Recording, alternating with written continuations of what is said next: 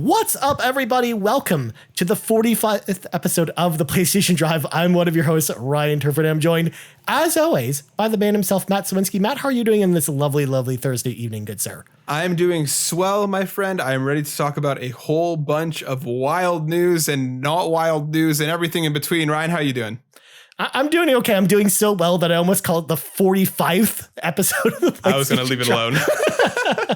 I'm glad I didn't, sweep that under the rug there or anything like that. But yeah, it's been good. I mean, if people are watching the video, I'm in my new place, but you can't really, it's got green walls, I guess, but these aren't really the walls. I've just got, a green screen up because the everything's kind of still in boxes at this point because I just finished moving on Tuesday. I am now in Toronto. This is officially a thing. And the background's going to get spruced up over the next couple of weeks. But for today, anyways, you're just getting standard green screen on. Yesterday on the Xbox Drive, Matt, I don't know if you saw it, but I had the weather map behind me instead because of the inside joke that, of course, I don't talk about how I'm actually doing or feeling. I'm just talking about the weather all the time. So, yep. There you go. I at least got a bit out of you today with your feelings about a little bit of the move. So I'll take that as a slight victory.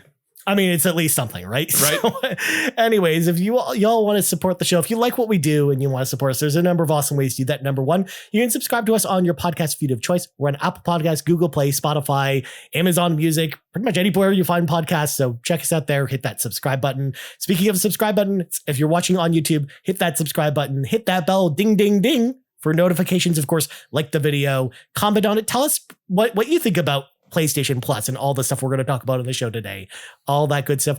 Also, if you want to support us and get the show a little bit early, head over to patreon.com/uniquecapri's. How you do that? Throw a little tip in the old tip jar, just like our newest patron, Nagachaka, did. So huge thank you to Nagachaka for joining the Cool Kids Club over on the Yumi Capri Patreon and for supporting us. It really definitely helps the show grow in all that good stuff. And then last but not least, speaking of Patreon and Yumi Capri Day is officially happening on April 15th, 12 p.m. Eastern Standard Time over on YouTube, youtube.com/Yumi Capri. It's how you watch it. We're basically going to be streaming for 8 hours and we're going to be doing live podcasts. We're going to be playing games with the community and we're going to have a whole whack of new announcements, including maybe an announcement about this show in particular. So there's going to be a lot to talk about on that day in particular. So look forward to it. Mark it on your calendars right now. I mean, it's a holiday anyways. It's Good Friday. You're not going to spend it with your family. You're going to spend it with us. So come hang out with us and, learn about video games and all that good stuff. So April 15th, 12 p.m. Eastern Standard Time, youtube.com/Yumi Capri for that stuff. Well, without further ado, let's grab our 8 tracks, pop them in. It is time for the playlist. And Matt, before I go to you, I'm going to really quick do me because I played the real life game of moving where I moved. So nice. I didn't really play anything. I played Final Fantasy 14 for a little bit last night after I finally got my PlayStation 5 set up. But beyond that, that's all I did. I played some Genesis games earlier today too. I played like Wheel of Fortune on the Genesis and, Terminator 2. That's it. That's all I've really played. So nothing too ground shaking. But Matt, what'd you play, my friend? Oh, wait, hold on. Before we go to me, I have to ask, did you yet play Unpacking again? After unpacking, I mean, it's on Game Pass. I haven't bought that game, and my Xbox is currently in a box that's right here that I just tapped on. That the people probably heard on my microphone. All right, I'll accept for the time being. I understand that you're still unpacking before you get to unpacking. As for myself, I have continued my journey in Dying Light 2. Ryan, I feel so weird about this game because the story is kind of like a little too edgy for me. There's a bunch of swearing, which I love swearing. It's cool for me, but it almost takes it too far, especially with some of the language used. And it's not exactly a surprising story. And even the combat and the traversal systems are they're good, but they're not great. But I keep playing it. There's something about it. It's just fun. I keep spending time with it and I keep going through it. And I am enjoying my time with it despite its shortcomings. So it is a fun game. So right now I think it's more of a wait for a sale than anything else that I can recommend. And I won't give my full impressions until I'm done with the game. But yeah, I've been enjoying my time with it. I like the second area that you're in as well. It's much more of a much more of a city. And once you get some other cool traversal methods, I still think that some of the level progression is a little bit too slow. And there are some things that are part of the skill trees that I just feel should be normal. But again, the game is fun. I'm having a good time with it. And I've also been playing more Olliolli World. That game is just super cool. The music is awesome. Like, it's just so ridiculous. Like, there was what's it called? A side quest that I did, and it's a skateboarding platformer also has side quests. So like, depending on what you do, of course, where I met a giant seagull who lifts at the beach. So he's like this giant swole seagull, and he takes you to a super course where you can work on your legs. And it's just like you're just like skating around doing stuff. Like it has like a really cool sense of style and a really cool like humor to it, on top of it just being really fun. So like if anybody's curious like about a cool skateboarding platformer, Olliolli World's been really great so far. Again, like I'll have reviews up on Burnout for both of these once I get through them. But yeah, I'm enjoying both of these titles so far for different reasons. But yeah, I don't know, I'm having fun with them. Nice. I mean, Olliolli World just sounds like a very weird game, man. It is kind of just out there, but sounds like you're here for that, which is awesome. 100%. Yeah. Nice. Well, I'm glad at least one of us played games this week. That's for sure. And actually, this is a difference versus the Xbox drive where Sean and I just didn't play anything. So there you go. Well, anyways, let's save the brakes on the conversation because it's time for some breaking news. Because guess what, Matt? There's a whole bunch of news to talk about. And I'm excited to talk about some of this stuff with you. First off, biggest story of the week and probably the topic of the week, I would say.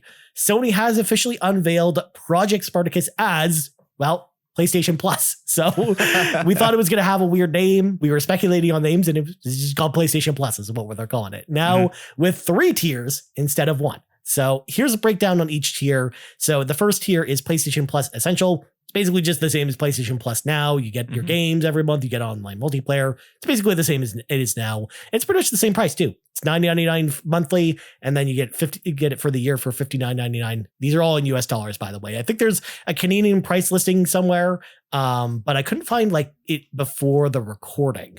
And I already see Matt kind of Googling it, so I'll give him a chance to do that as I break down the rest of these. Next up, you got PlayStation Plus Extra, which is basically, again, the same as PlayStation Now is now, but without the PlayStation 3 games. So you get PlayStation 4 and PlayStation 5, and they said the catalog is going to go up to about 400 PlayStation 4 and PlayStation 5 games across both Sony first party and then third party developers, but no PS3 games. And the price is actually the same for PlayStation Now is right now, which is $14.99 a month or $99 for the year.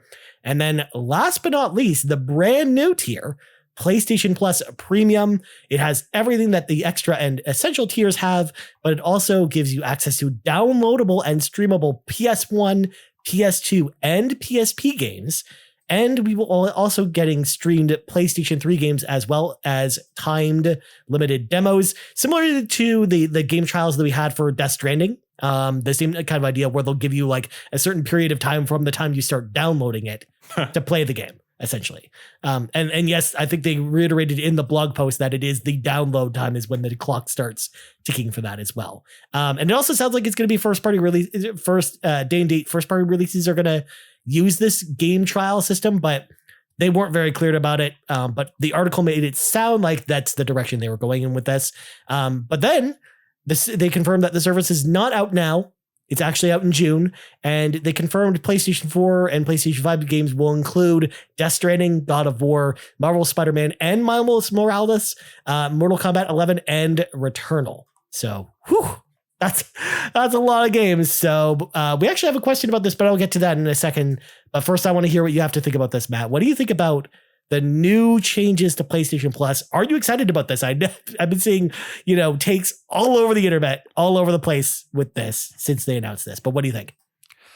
Listen, Ryan, we all know that no matter what I say, I'm going to end up subscribing at the premium tier. So let's just get that out of the way. I know I'm going to do it. I actually think this is not bad. I have a couple things with it. I think this is a solid start to it, at least. Couple of big questions for me are still, what's the game list? Is it literally just going to be PlayStation Plus now added on top of this? PlayStation Now added on top of PlayStation Plus. I'm curious to see what else is going to be offered alongside, are we getting like more PlayStation 5 versions of games that are also on PS4? I'm curious to see how all that's going to break out. A couple points. I cannot find any confirmed Canadian pricing Mobile Syrup had an article talking about how they've reached out to PlayStation Canada for an update, but they have not updated the story as of yet, and I can't find anything else anywhere. So I don't think we have definitive PlayStation Canada pricing as of yet.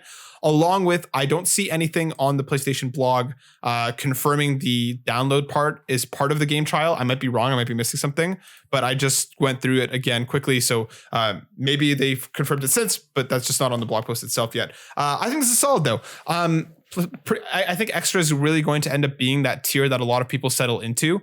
I don't know if the extra premium tier is going to be enough for a lot of people to jump in on, depending on, again, I think that the biggest thing is going to be just what's the game list? How often are we getting new games? How does everything work? How does everything run? Because there are still quite a number of questions that they've kind of, that they haven't answered as of yet. Interestingly to me, that they only talk about PlayStation, PS2, PSP, and PS4 in terms of like the stuff. I wonder if Vita just kind of falls in that. So here's the thing. Sean actually asked me this exact same question yesterday on the Xbox Drive, because we had questions about this as well. And the thing with Vita, as someone who owns a Vita TV and knows this from using that system, is that there's a lot of Vita games that will not work on traditional televisions because either they support they require the touchscreen or the back touch to do key features. Like Uncharted Golden Abyss, for example, is a game that will not work on the Vita TV because it requires the back touch to solve like half the puzzles in that game. Or a game like Danganronpa Trigger Happy Havoc is in the same boat, which requires the touchscreen for the courtroom stuff, like the trial scenes, essentially. So there's a lot of Vita games that fall into that camp. And when you take away those games, I think you're missing a core part of the library. Sure, you're going to have Persona 4 Golden, and you're going to have Lost Dimension and some games like that'll work. But I think you're going to be missing a larger chunk of the library, especially first-party stuff. Like, you're not going to have Tearaway. You're not going to have Little Big Planet. You're not going to have a lot of these games that came from first parties, because first parties really were encouraged to use those features. Like, even something like Killzone Mercenary, like, in theory, they could patch it, but like, in order to melee an enemy in that game, you have to use the touchscreen. So I think that's the big problem with Vita, and that's why we don't see it here. Okay, interesting. I think that's a good workaround, especially because like a lot of those games, but some of them like Danganronpa and Tearaway have already been brought over. So I imagine if we see them, they might be like the PS4 versions of the games. Yeah, so I don't know. I'm excited to see what the games are going to be. I am bummed that the PS3 stuff is still only cloud streaming. And like, I understand the narrative of how complex it would be, but also, to be fair, you can get PS3 emulators running on the Steam Deck and on PC, which the PS5 is basically just, a glorified, computer. So that to me just shows me that I don't think Sony, or at least PlayStation, sees the value in putting in the money and the time to get an emulator essentially running or whatever they would need to do. That to me feels like the kind of like, that's the only thing that I'm disappointed about, because I do think that they should kind of, if they really are backing up, backwards compatibility and like letting you play these legacy titles, I do think that they should have put in the time and the effort to make PS3 run properly and not just streaming, because that unfortunately does, for anybody who has subpar internet, that means that entire PS3 catalog is just rendered null, right? Like there's no access to it, which I think is unfortunate, because there's a lot of fantastic games from that era that I think should be preserved and should be played, should be playable. So I don't know. I hope that this is something that they might add on later, or if more likely this is just going to be what it is. But I'm happy with this. I think that like anybody who was expecting day and date first party titles was just getting their hopes up way too high. I never really considered that to be a genuine option. I do like that at least the game trials will at least hopefully give you a taste of new offerings to see if they're there for you or not. But I don't know, Ryan, I think this is a solid start. I still think that there's quite a few questions left unanswered, and I'm curious to kind of see more. But what about you? What do you think on this? Kind of surface level thoughts? So first off, I'm actually really excited about this. And I mean, if there's like if there's a target demographic out there for the premium tier, it's Ryan Turford. Like I am the target person that they're targeting with this service. So you better believe I'm going to be signing up for it, probably regardless of what the game library ends up being. Cause I mean, it sounds like it's going to be really big, and I can probably count on the first party games being there from PlayStation 1 and PlayStation 2, which I think for me personally is good enough for me to want to jump on that service. Mhm. Like that gets me excited about it. That, is the reason why I'm kind of excited about this news. As far as the PS3 stuff goes, it's just one of those things where, yes, they could do that, but the resources they could put into it might not make it worth it. But also, you've touched on a point where you might not live in a region where the internet might not be very good. And it's important to note that we didn't mention it already yet, but they mentioned in the blog post that feature will only be available in the regions that PlayStation Now is currently supported in. Mhm. And that if you are signing up and you're in one of those regions, like a country in South America, for example, that doesn't support PlayStation Now, they will actually subtract a certain price point from the premium price every month for you, because you don't have that access to that feature. So that is actually nice. And maybe I almost wish that they would offer that option as like a separate thing that you could do for even if you did live in a region where you knew you wouldn't be able to use that feature. Like if you had really crappy internet in Canada, let's say, I almost wish you could there was like a toggle box where it'd be like, oh, it saves so much a month by not getting the PS3 games. Or if they made that like an optional upgrade or something rather than it baking it into the price. But the fact that the PlayStation 1, PlayStation 2 games and PSP games are all downloadable, which they said in the article, the blog post article, so it is confirmed.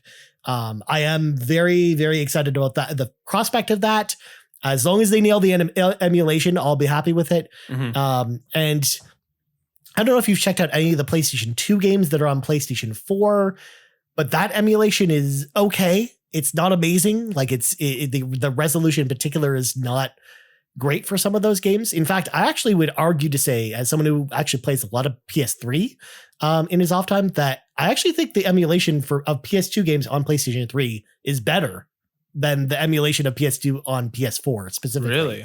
Yeah, so I'm curious to know how that emulation is going to come out. I'm not actually worried about PlayStation 1 because I feel like that they've kind of nailed that emulation on pretty much everything except for the PlayStation Classic, and that was because they used weird PAL versions of the games, and I think that's kind of what led to the problems with that console. Mhm. And the PSP games, likewise, I think are look really good on the console, and I'm really hoping they turn out well. I hope we get a good slate of games. But speaking of games, I want to bring in Seamus McIsaac at Famous Seamus, who asked the question, what games have to be included in the third tier of the new PlayStation Plus for you to consider getting it? And as I mentioned, Seamus, I'm pretty confident all the first party stuff from PlayStation on the PlayStation 1's going to be there.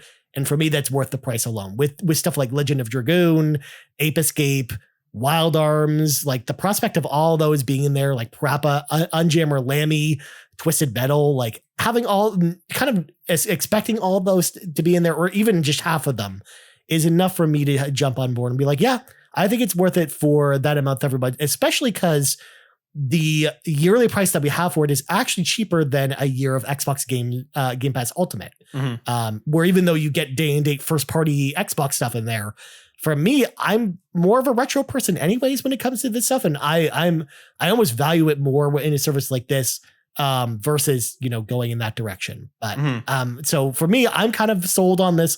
Whereas Matt, what do you think about this question?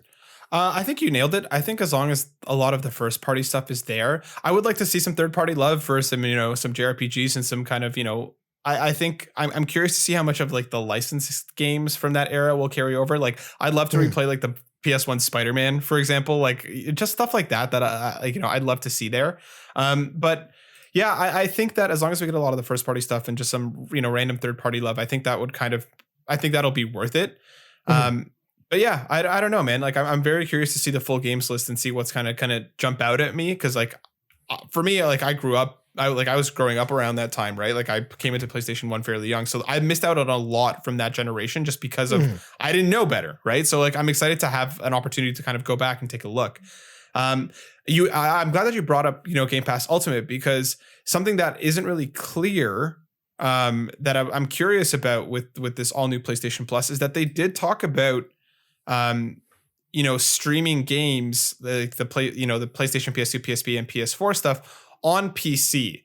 Like, is that a thing now? Can you play? It is. In fact, you can play PlayStation 3 games on PC using PlayStation Now. That's a thing. That's been a thing for a while. I didn't know that.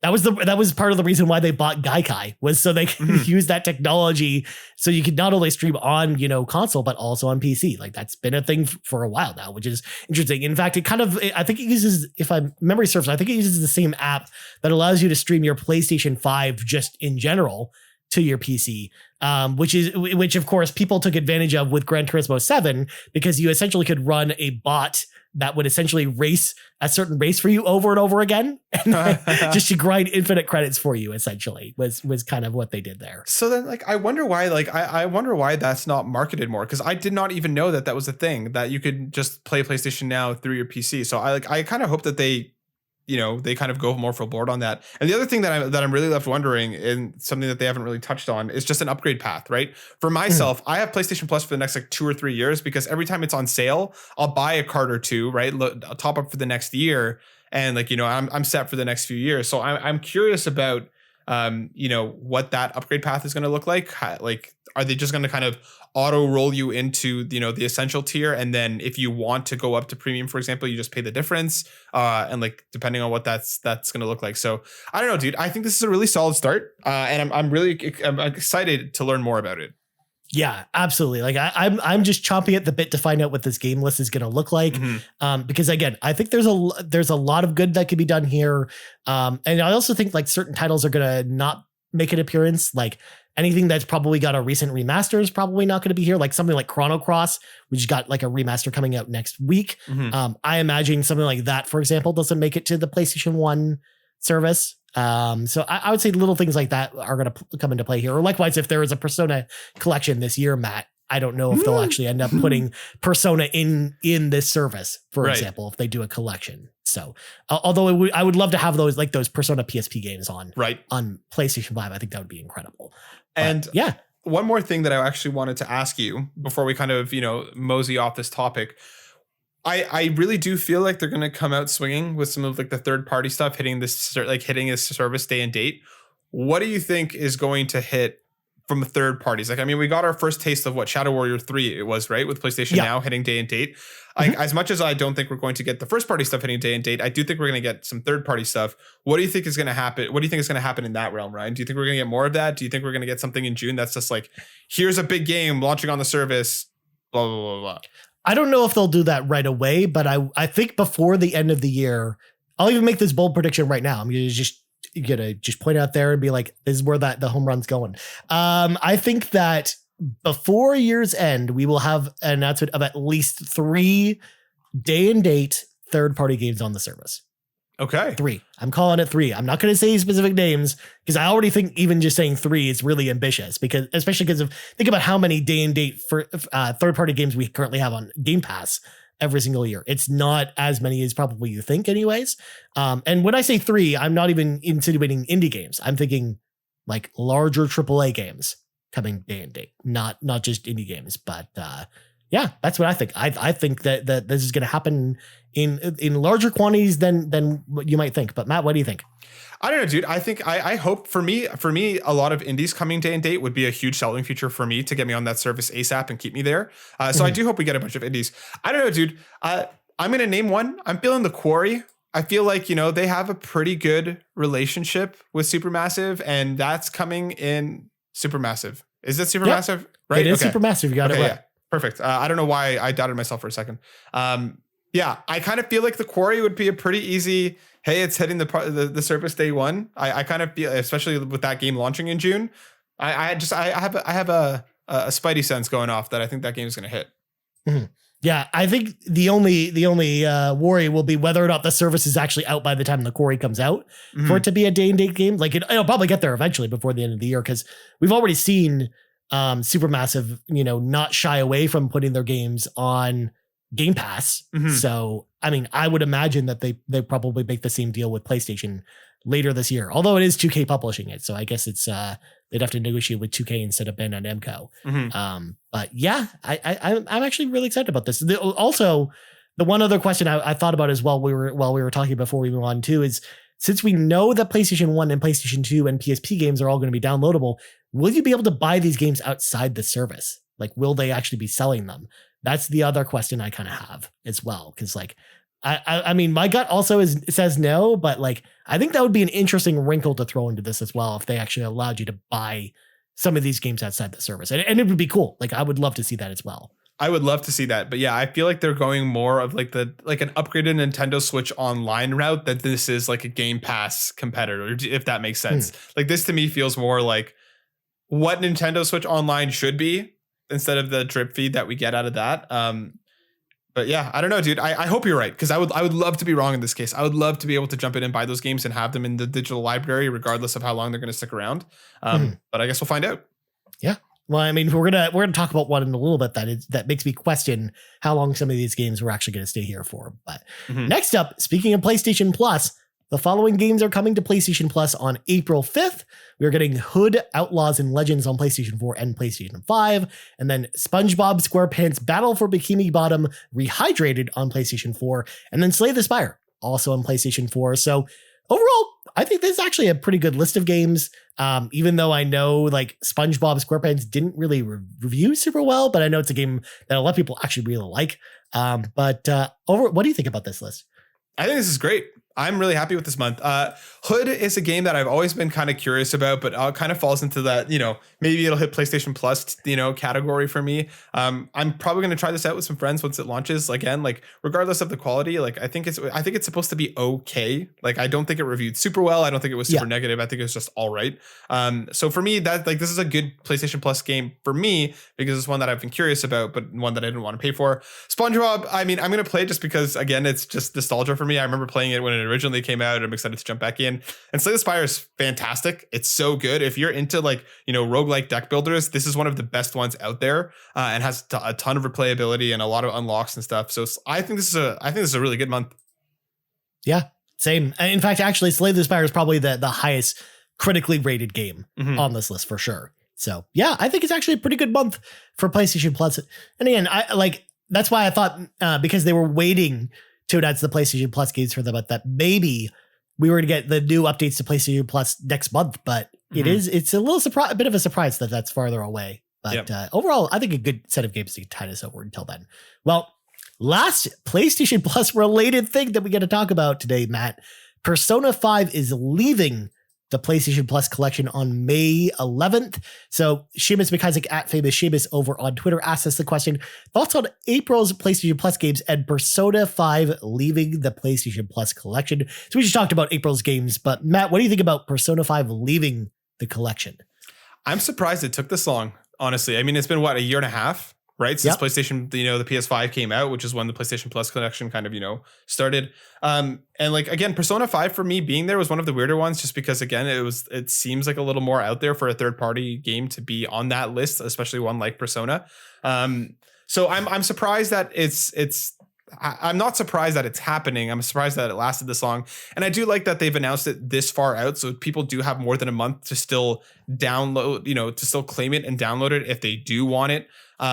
And again, like Persona 5 and Persona 5 Royal are on sale like all the time. So I don't think this is too much of a hit. It's unfortunate for people who don't have a PS5 yet, who are looking forward to playing it. But again, like I imagine that these games are going to continue to be on sale as people get into the PS5 ecosystem. So it's unfortunate and it's disappointing, but I'm not really that all surprised, Ryan. But what about you? What do you think?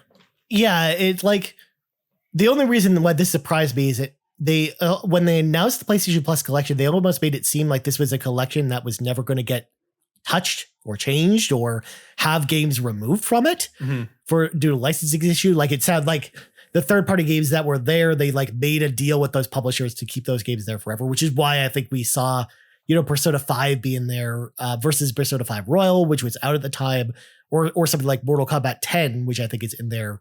Even though Mortal Kombat 11's out. I could be wrong about that. I know there's another third party game that's kind of like that. I thought it was Mortal Kombat, but I think you're right. Yeah. So that's why it's a little bit weird to me that a game is actually leaving, and why this news actually surprised me a little bit, because this is the first game that's actually leaving that collection since they started it a year and a half ago. And they already kind of talked about in the blog post for the PlayStation Plus collection, the updates coming up, that, the PlayStation Plus collection is going to be staying as is, and it's not going anywhere. So yeah, it seems weird that a game is leaving, but maybe this opens the door for them to add another game to this collection. I don't know where they go from here, or if they just like, sorry, but you didn't get any the first year and a half. You get a little bit less value, I guess, going forward. So I actually just thought of something that a point that you made earlier, Ryan, that I wonder if could help explain this. Do you think this is because maybe some sort of Persona collection will come in down the line this year? Because again, like you mentioned, if those Persona titles aren't going to be on the PlayStation Plus service, because of something imminent that might be coming later, do you think we do get like a 3, 4, 5 collection that's, just base 5? I don't know if they'd wrap Royal into it, but do you think that could be why this game specifically is leaving? It's possible. It's also possible too that they just replace this with Persona 5 Royal and they just haven't told us yet. So it could go a bunch of different ways. Or again, they might have another game that they have in mind to put in here. Maybe they put like a game that maybe they put like something like a Demon Souls or like a PlayStation 5 launch title in here. Like that, maybe that's something they do, or they find something else to find this in this plot. But yeah, we'll see. But either way, grab Persona 5 right now. You don't have to download it. You just have to claim it. And then you'll be able to download it down the road. Even if you don't think you're going to play Persona 5, you probably should, because it's a great game anyways. But it's a game you're going to want to at least have in your collection down the road. Plus it's free. So there you go. All right. Next up, this news actually may be a little bit sad today, but E3 2022 has officially been canceled for both digital and physical events. The ESA is planning a larger comeback in 2023, they said, and they are officially planning to do both a digital event and a physical event next year. Fingers crossed, as long as the world is not crazy next year. But this one got me a little bit, because I was really looking forward to, even if it was just digital E3 this year, like that's always one of my favorite times of the year, taking the week off to basically watch all the press conferences and then watch everyone's coverage from getting, a bunch of previews and hands-on with a bunch of games. Like I always get super excited for E3 week, and it kind of bums me out that it's not going to be there this year, but Jeff Keighley did confirm like seconds later, Matt, that Summer Game Fest is right around the corner, also starting in June. So maybe that's where we see a lot of the press conferences, and I just hope it's not all scattered around the year. But Matt, what do you think about this news? Yeah, I agree with you that it is disappointing. Last E3 did leave a bit of a bad taste in my mouth, because I just do feel like last E3 just was not up to snuff. A lot of the press conferences felt kind of meaningless and pointless. Like there wasn't enough to justify what they did. So I would rather them take this year off to get buckled in and ready for what will hopefully be a bigger comeback next year. And I really do hope they do look at what Keighley's doing with Summer Game Fest, because he is knocking it out of the park, and that is by far right now the more engaging and more fun thing to kind of to watch and to kind of invest yourself in. It's unfortunate that it won't be around this year. That does suck. Like similarly to you, I always like, regardless of the quality, it is still just a very exciting time. It really does feel like video game Christmas. So it's unfortunate that that's not going to be there, but I'm confident enough in Keighley and what he's been doing with Summer Game Fest that he'll kind of step in to fill the void, especially now that they're officially going to be gone. Anybody who was looking to be at E3 now has, somewhere else to turn to if they weren't already going to be doing their own kind of digital thing. So I hope, like I said, I hope the ESA takes a step back, really reevaluates itself, and figures out an awesome way to make E3 cool, relevant, and huge again next year. Because I would want nothing more, Ryan, than for you and I to be skipping down, the halls together at E3 next year and having a blast doing it. So I think there is space for Summer Games Fest and for E3 to exist, to coexist. And I hope the ESA nails it, because if it doesn't, I really do feel like next year will be the end if they don't nail it. But I don't know. I guess we'll find out. Yeah, for sure. And it's one of those things where like I kind of just prefer having 1 week where we get a lot of the news versus it just being all over the place with Summer Game Fest. And that's why like I'm just not as much of a Summer Game Fest fan as much as I respect Jeff Keighley. So that's why I feel a little bit different about it. But anyways, time to get Matt very excited, because Bandai Namco have officially announced One Piece Odyssey, a new turn-based RPG in the One Piece universe. It will officially be coming to PlayStation 4 and PlayStation 5 sometime in 2022. What was odd about this announcement too was that this game is on the Xbox side is only coming to Series X and S, but not Xbox One. So it's a game that's going to be so powerful, Matt, so full of pirate goodness that it will not. It's too powerful for the VCR PlayStation 1 or the VCR Xbox One, I should say. So, Matt, just take it away. What do you think about this? First I want to give a quick shout out to Kevin from over at Project X Talk. Him and I were geeking out about this together. This game looks awesome. My hype just went even higher once I learned that it's an actual turn-based JRPG. Like they're taking in a direction that we haven't seen One Piece in at all. And like I used to watch a lot of One Piece. I haven't been on for like a few years now. I still check out every movie that comes out because they're always big, bombastic, and fun. So I quite like One Piece as a property, even though I'm not as invested in it as I used to be.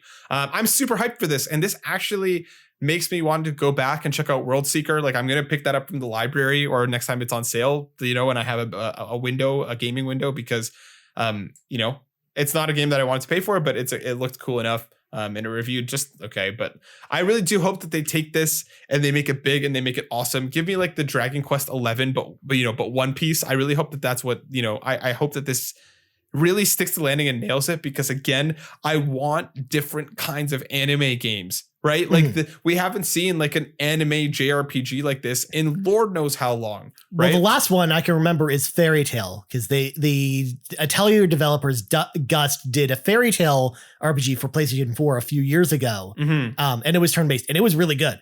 So, but that was the last time we saw something like that. Yeah, and before that, who knows how long it was, right? Like that's what I mean. Like I just want these anime developers to take their time, make something really awesome here, make it a cool, involved story, make it fun. And again, if they stick the landing, I hope this is a sign of things to come across the board for anime titles. I as much as fun as those arena fighters can be, just give us something different. And I hope One Piece Odyssey is going to be fantastic. The conclusion to the trilogy of Assassin's Creed Odyssey, Mario Odyssey, and now we finally get One Piece Odyssey.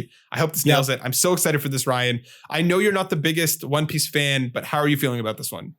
Honestly, the trailer kind of got me. I'm interested in this game. I don't know if it's a day one purchase for me, but I am excited to check this out at some point because I love RPGs.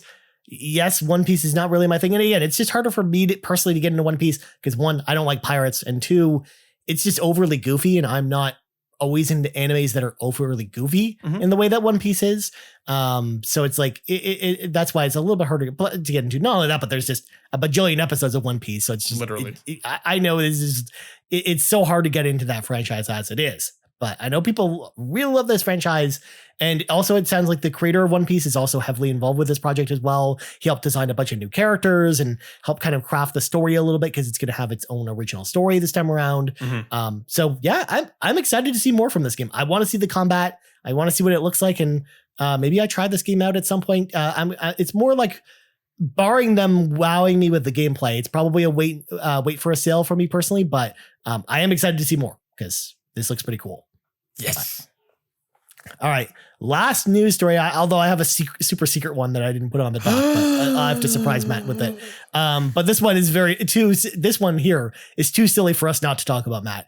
The Fast and Furious Crossroads is officially delisting on April 29th. You'll be able to re-download the game, but you will not be able to purchase the game after April 29th. This game came out in 2020, Matt. It's been around for a year and a half, and it's officially going away. So there you go. I mean, we had a Fast and the Furious game for a year, and then it was really bad, and they're taking it away. But whenever a game gets delisted, even if it's bad, I like to be able to bring it up on the show, just to flag it out there, but also because I hate when we see stuff like this happen, even with bad games, because I always want those bad games even to be preserved a little bit.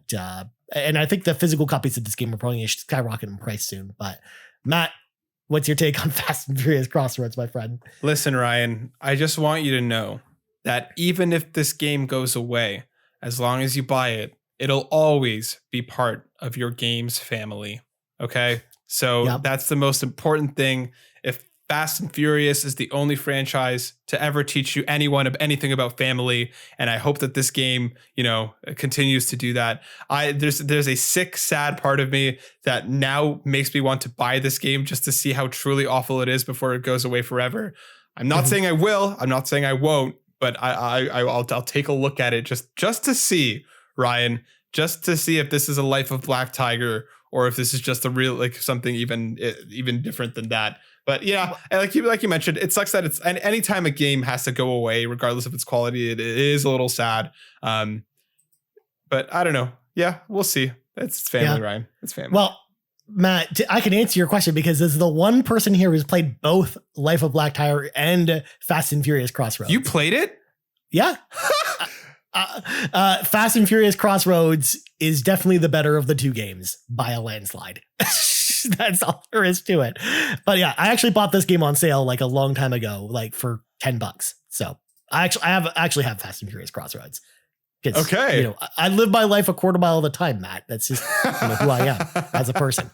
But another silly story that we have to end the show on, although Court Lecalon asked a silly question too, we'll get to that in a second. Are we talking about Blue Box, Ryan? I wanted to surprise you with it, but now you ruined the surprise. We are talking about Blue Box. So we had a report that happened a couple days ago saying that essentially Blue Box had removed all of their tweets, talking about how abandoned progress was coming along and how basically they had this new playable version that was going to launch in Q1. Basically all of the tweets about all that information just disappeared.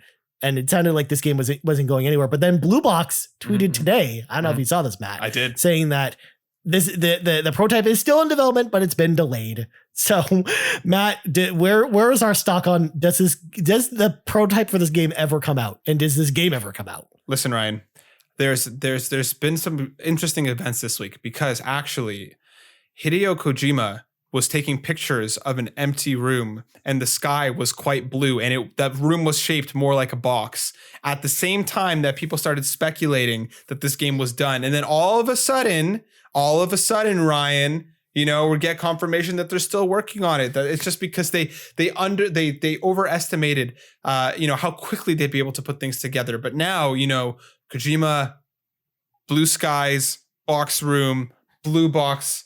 This is going to be the game of the century, Ryan. Calling it. I hate you so much right now, Matt. Yeah, I don't think this is ever coming out. It's definitely not what people, you know, theorize it to be. It's in a smaller indie game and it's never coming out. Wait for it. I'm telling you. That's just what I'm saying. But you know what? This is the #1 abandoned podcast where anytime that abandoned news comes out, we're going to talk about it. But man, this game's never coming out. We're never going to abandoned. All right. Before we close the show, Court Lalonde at Court Lalonde over on Twitter joins the carpool and has a question specifically for Matt because I don't eat chocolate bars. Okay. So Court Lalonde asked the question, do you eat the left or the right Twix first? See, this is a great question. And actually, earlier this week, Hideo Kojima tweeted about Twix. Oh, God, what are you doing, Matt? Stop.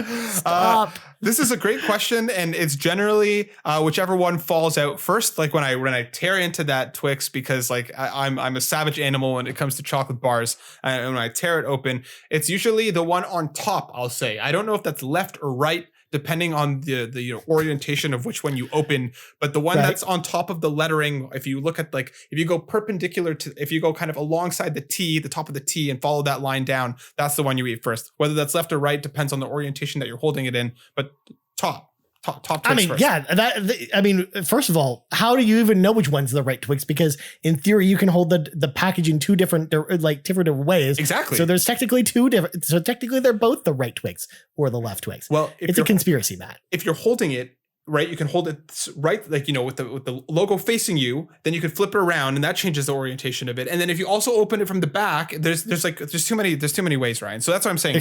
When it goes along the top of the T, that's the first Twix you eat. There's too many variables. There's too many slices to figure this out. We need Kojima back on this. All right. We're wrapping this up. We got to get out of here. Matt, before we go, Matt plugs go. Yeah, you can find me over on Twitter at burnout_Matt. Definitely not a mistake. Follow me there for all my blue box conspiracy theories. And you can always find us over on youtube.com/burnoutbrighter. Our mental health power-up series will be wrapping up soon. So again, if you want to be entered to win some cool prizes, come check out that and anything that you can give. It just costs $10 to make amazing mental health kits for people in need. So come check that out, my friend. Very nice, my friend. As for me, you can find me on Twitter at Ryan Turford. You can find us on Twitter at YouMeCapri's, on YouTube at youtube.com/YouMeCapri, and on podcast services around the globe. So for Matt Sawinski, I'm Ryan Turford. This has been episode 45 of the PlayStation Drive, and we're out. Blue Box.